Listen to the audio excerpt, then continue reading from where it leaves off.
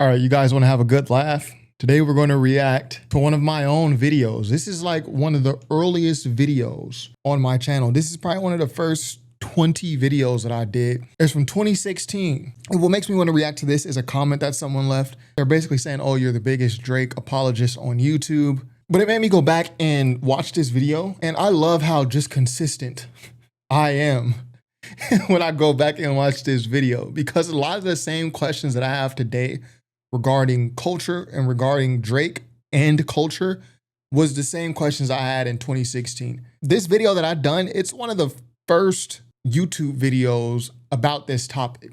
There was a couple people before me, like there's this guy, Uncle Bobby, JTV. He had a video a month before mine titled the same thing.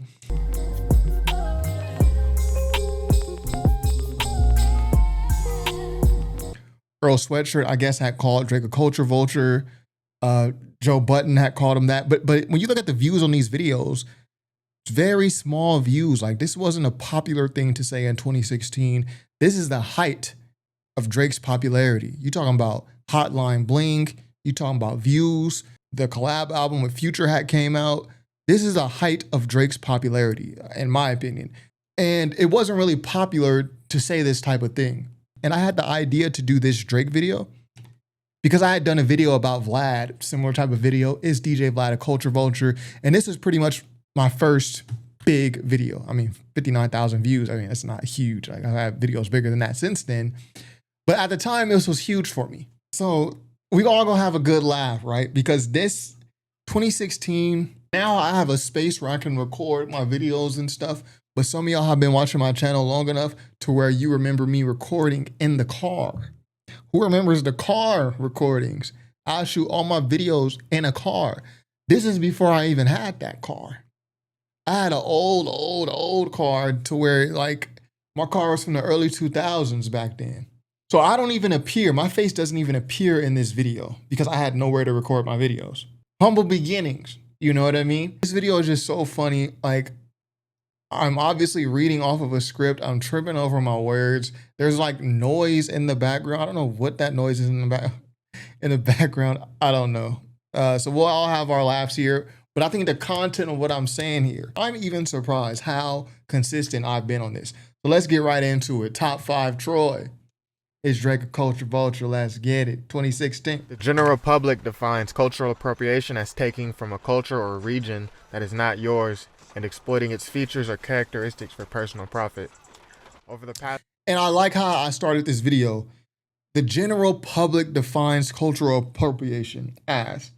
And the reason I say the general public, the reason why I make a note to say that is because this is not necessarily how I define it.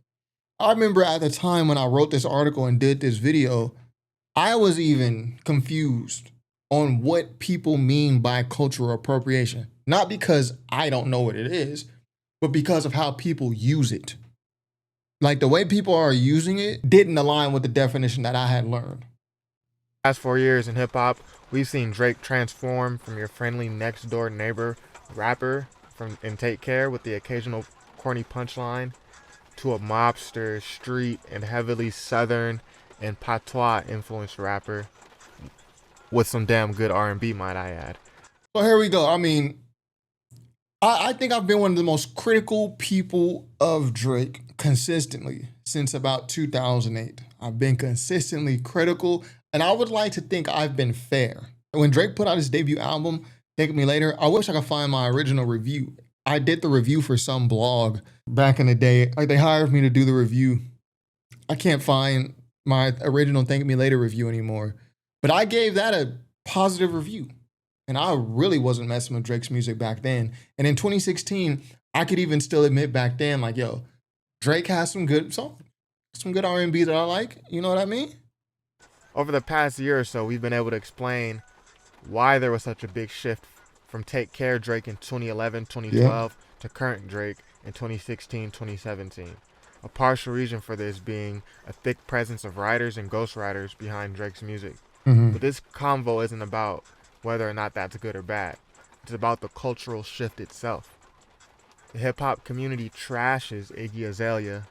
I don't know why I have music playing in the background. I mean, It makes sense to have like a beat playing, but I don't know why I have a music with words playing in the background. I don't know why I did that. I can tell I recorded this in my car, my old car. I know I recorded this in the car because I can hear the raindrops. Like I'm sitting outside, it's raining, and I'm recording my video. It's crazy work. Foreign That's rappers from grind, man. Australia That's for many grind. things. A main one being her faking rap accents when rapping to gain popularity. The Australian-born Azalea imitated a thick southern accent to create fancy. So right now I'm comparing Iggy Azalea and how people were calling Iggy Azalea a culture vulture and how they were saying she was so bad because she's changing up her accents when she raps and doing all this. I'm comparing that to what Drake was doing, right? Now this doesn't seem, in today's world, it doesn't seem like a novel thing to do. It's like, of course, that's what Drake does. That's what he's known for doing. No, you got to remember, at the time, very few people were willing to call this out about Drake. It was unpopular to speak against Drake. That's why when I showed y'all the videos in the beginning of this video and how little views they had, it's like people didn't want to make these videos. And I was one of the first. The rest of us who were making these type of videos, there were just so little views on it because the audience didn't want to hear this about Drake. It was just facts. The audience didn't want to hear it at the time. Like you were considered going against the grain. Like how y'all call me a contrarian contrarian today. When I put out this is Drake a Culture Vulture video back then, y'all would have for sure called me a contrarian. Cause it's like, bro, you just don't like Drake. Like you just want to go, you know what I mean? You just going against Drake because, you know, everybody likes him. Now this is the popular consensus. This is what everyone believes about him. But at the time, I guess I would have been called a contrarian. But when we listen to many of Drake's post Take Care verses, especially on If You're Reading This It's Too Late and What a Time to Be Alive, he does the same thing. He's faking foreign rap accents to gain favor, especially when it comes to the southern drawl and slang. Right. Slang, the accent, the body language, hand movements, everything Iggy Azalea is dissed for. Yeah, Drake is the is. same thing Drake does. Right. Facts. When you listen to Drake rap, he doesn't really speak like that in person or in interviews. Or he doesn't act like he's portraying to be in his music. Yeah. So what gives? Yeah. For example, on... Yeah, so when I say what gives, I'm saying like, why are we calling Iggy Azalea out for this, but we ain't calling Drake out for this? Drake's song Used To and 10 Bands and No Tellin'. Yeah, If You're Reading This It's Too Late. Speak like he's rapping with the drawl that Southern MCs are known for.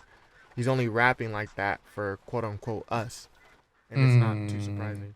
Because he didn't write a lot of these songs himself. I think it's been confirmed that ATL rapper Quentin Miller helped create huge chunks of the songs Used To, 10 Bands. That boy spitting. He also has writing credits on Drake's song No Tellin'. That boy on a side note, as a fan of Quentin Miller and the Wedding Crashers, the whole No Tellin' song and flow, cadence, everything sounds like a Quentin Miller song. Yeah, and I hold that to this day. I hold that opinion to this day.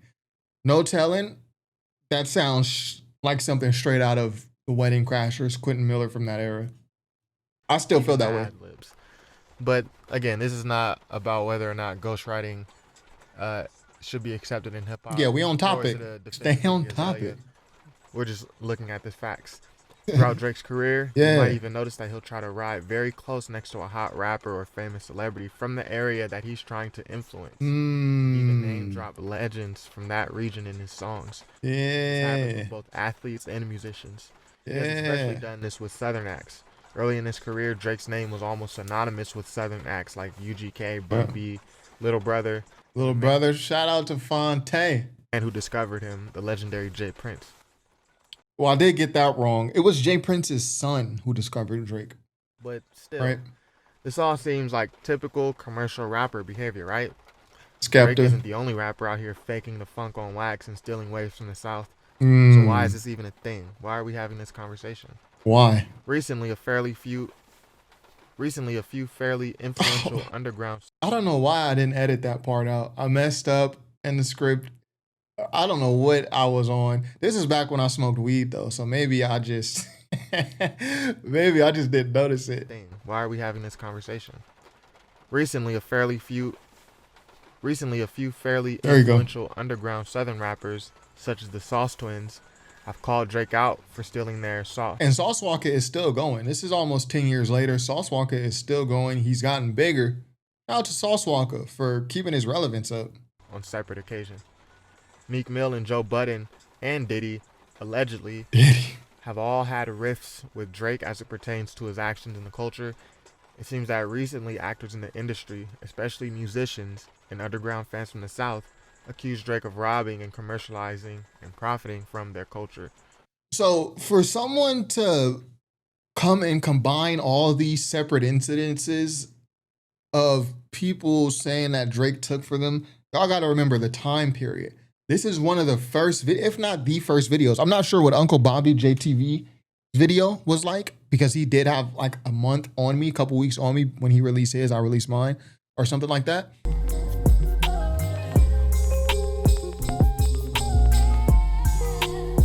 There were not many instances at the time of someone like me coming and combining all this evidence and then presenting it to the audience like this.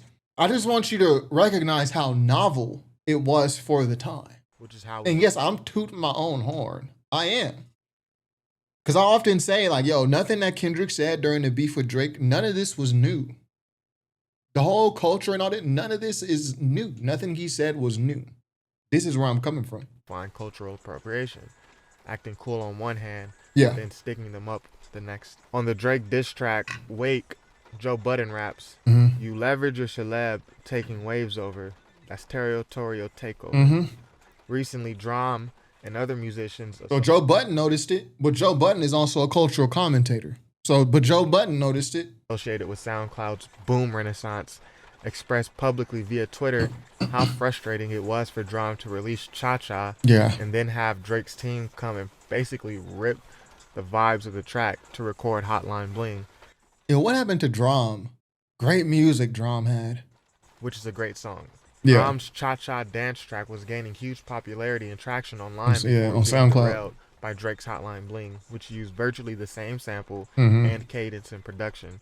Yeah, the Hotline Bling and the Cha-Cha thing, that's dang near the same song. Which Drake also, like Drum, promoted as a dance track. Drum said, and I quote, "I feel I got jacked from my record," unquote. I mean, yeah, it's business and people are free to record what they please, and may the best record win. But it's also a culture, and culture vultures usually don't care.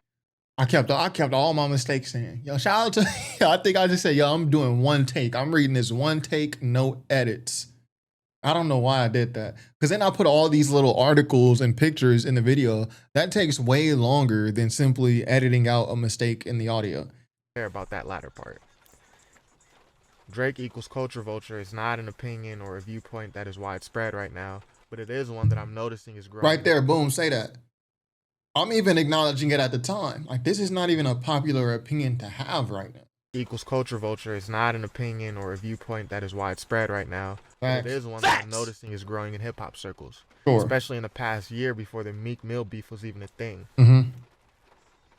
It's relevant again now because there has been recent bubbling in the European hip-hop community, especially in London, that Drake is doing to their local rap scene, coddling, references, exposures, features, what he's allegedly done to others mentioned to profit from the grime scene popularity. Yeah. UK grime. Yeah, and yeah, Drake did. There was a moment where he was heavy on the grime scene, heavy on the London rap. Com posted an article this past April 2016 titled "The Danger of Drake and Fake Supporters Rant." UK grime said, and I'm listening to Tory Lanez "I Told You" album. I don't know why I have that playing in the background like that. Like Porter's rant.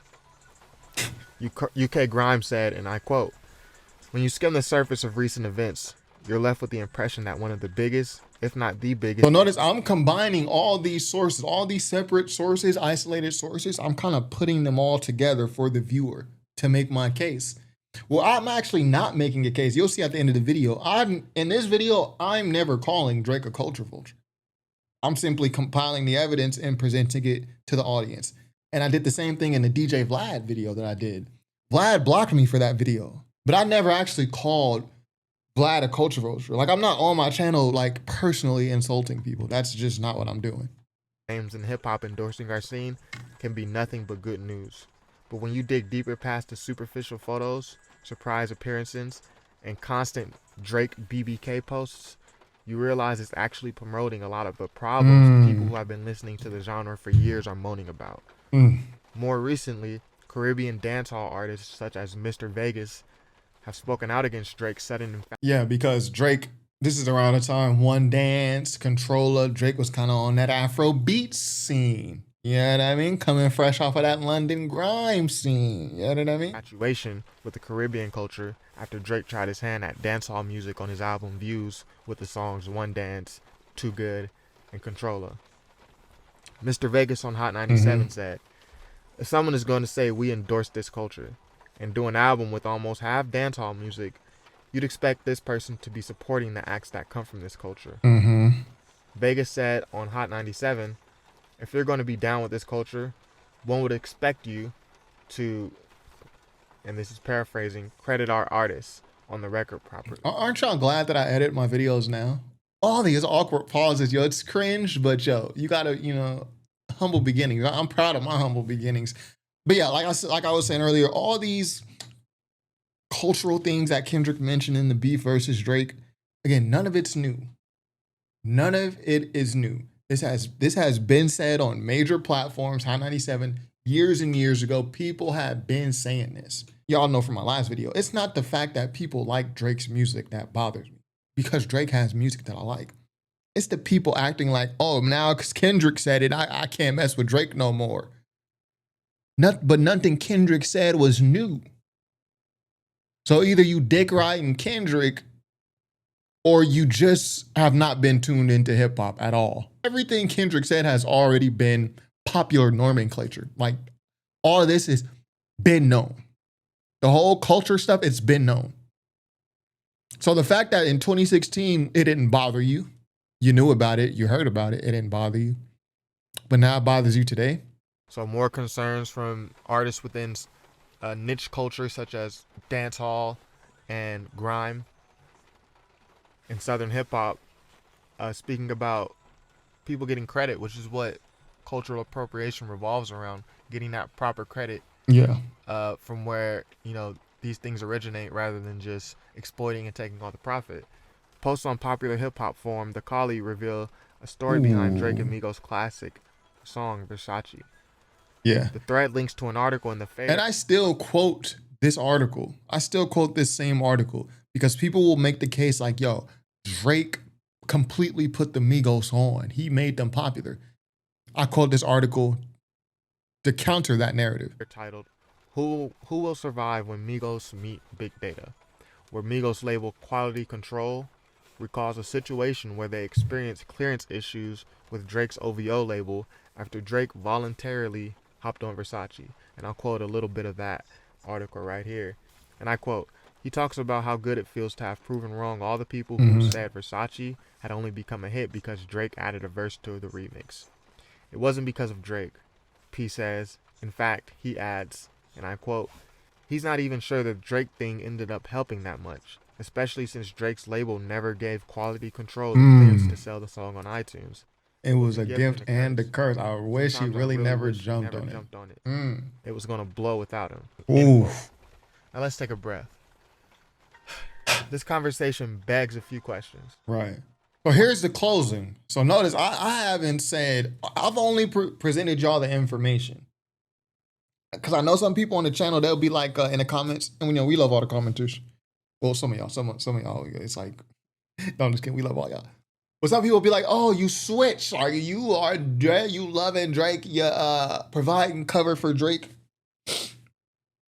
I've never been just completely straight Drake hate. I know I say I'm the original Drake hater, but I mean, I say that because that's what people called me. I mean, say I'm a hater, okay, cool. We'll go with that narrative. But I've always been critical. But I've never been like there's YouTubers out there who will come out and just personally insult these people.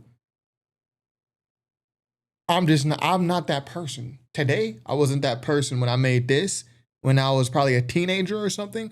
I've never been that person. I just don't have an interest coming out insulting people personally.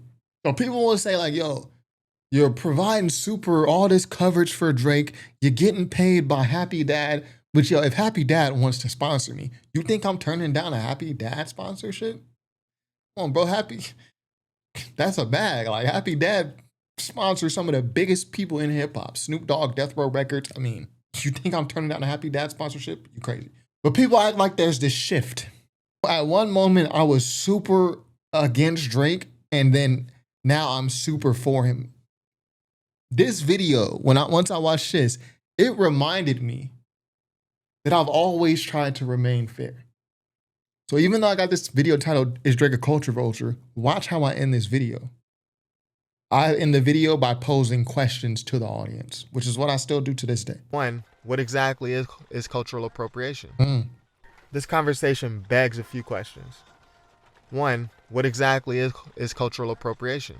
What exactly is cultural appropriation? So for those who have been watching my channel for the past year, you know that I've asked a similar question. What do y'all mean by the culture? Someone isn't a part of the culture. If X person isn't a part of the culture, how are you defining culture?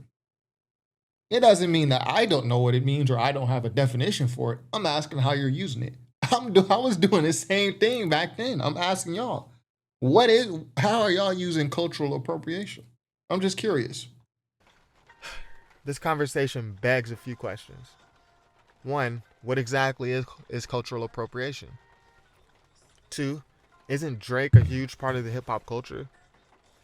Therefore, how can he be a culture vulture? Exactly is cultural appropriation? 2. Isn't Drake a huge part of the hip hop culture? Therefore, how can he be a culture vulture? Is it possible? Isn't Drake a huge part of the hip hop culture? Therefore, how can he be a culture vulture? It's just two questions. Isn't Drake a huge part of the hip hop culture? Yes. And then if your answer is yes, I mean, some people would say no, but you would just be wrong in 2016. You would be wrong. Therefore, how can he be a culture vulture? Is that possible? I'm not saying it's impossible. I just want to hear the input from y'all. 3. Is it fair to target Drake? Aren't there other and worse perpetrators in hip hop? Yeah. Is it fair to just target Drake when there's so many other people who will fit your definition of what a culture vulture is? 4. How much of the culture people fight for so dearly still exists in hip hop today? Are we fighting for something that is just an ancient relic? Oh, shit. Hey, yo, this boy cooking. Oh, hold up. Hey, yo. This boy cooking, man. Yo, I'm asking them tough questions. 4. How much of the culture people fight for so dearly still exists in hip hop today? So how you define culture vulture and all this, how much of that culture that you're fighting for in hip hop even exists?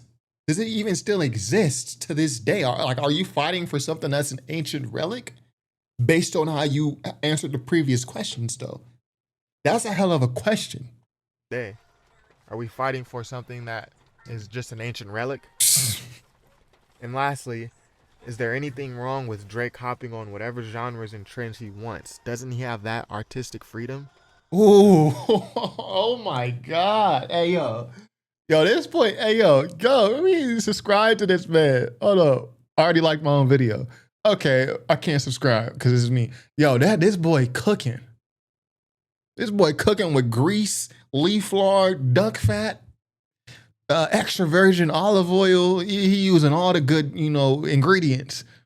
Anything wrong with Drake hopping on whatever genres and trends he wants? Doesn't he have that artistic? Oh my God. Doesn't he have that license as an artist?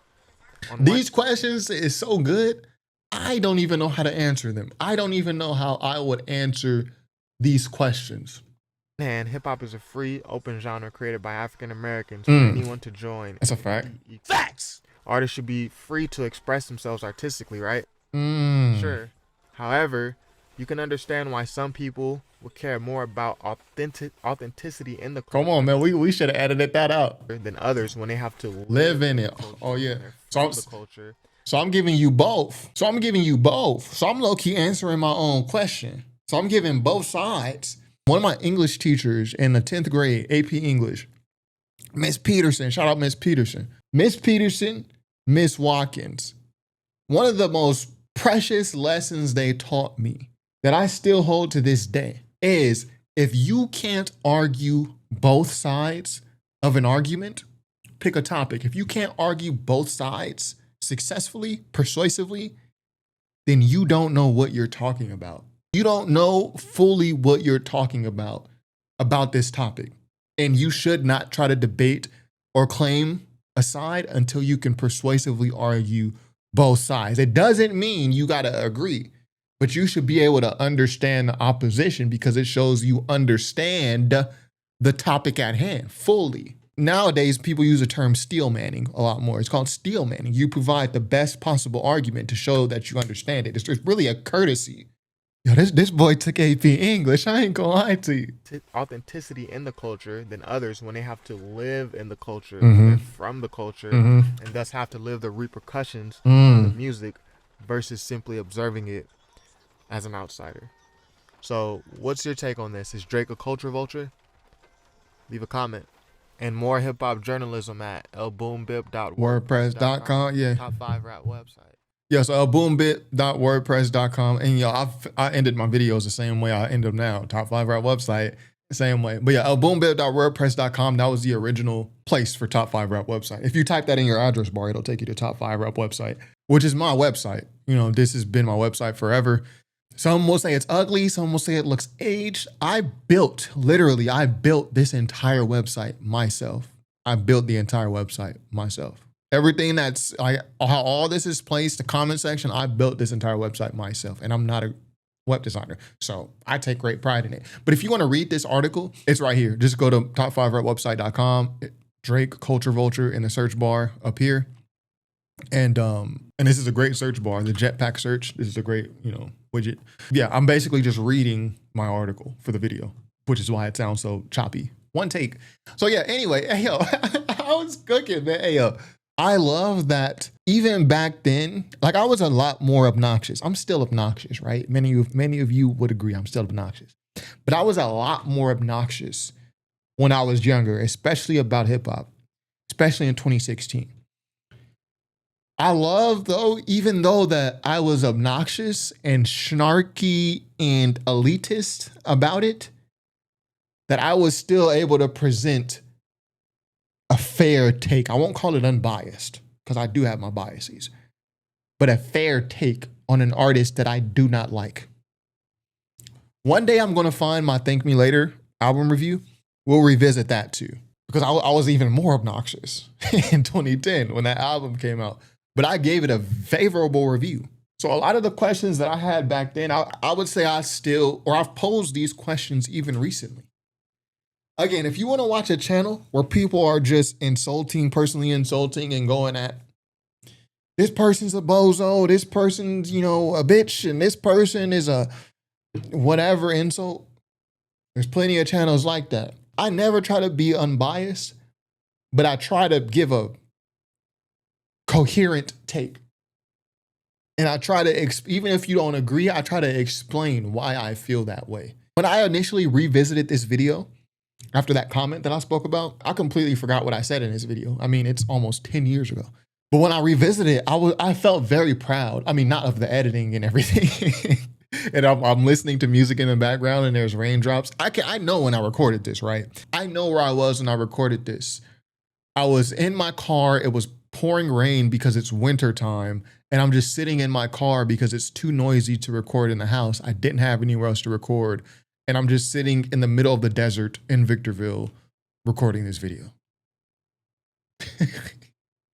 So yeah, not necessarily proud of all the, the edits and the aesthetics, but when I revisited this, I was proud that, I gave, even back then, a very fair take. A take that I would still probably give to this day.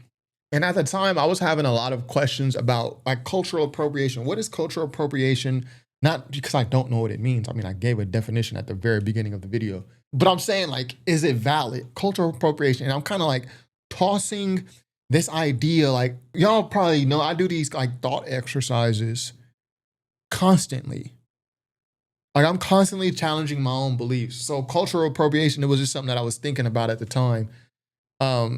and I just morphed it into a Drake video. But I was kind of battling like cultural appropriation. Is this like something that's worth fighting for? Like, what does this mean? Can't everyone, depending on how you define cultural appropriation, can't everyone be seen as cultural appropriating in some manner? Or like, there's a lot of ways we can twist this just depending on how you define it. But yeah, I was just doing these thought exercises back then, you know, kind of just, I challenge my own beliefs a lot just to make sure I'm not believing in things that don't make sense, right? So these are just things that I do.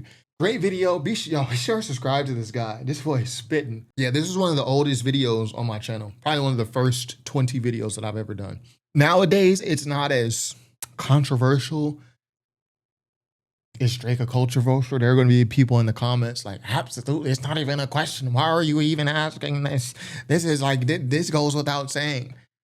In 2016, it did not go without saying. It was not a popular thing to say. But like I said, I had this burning desire, right, to speak my truth.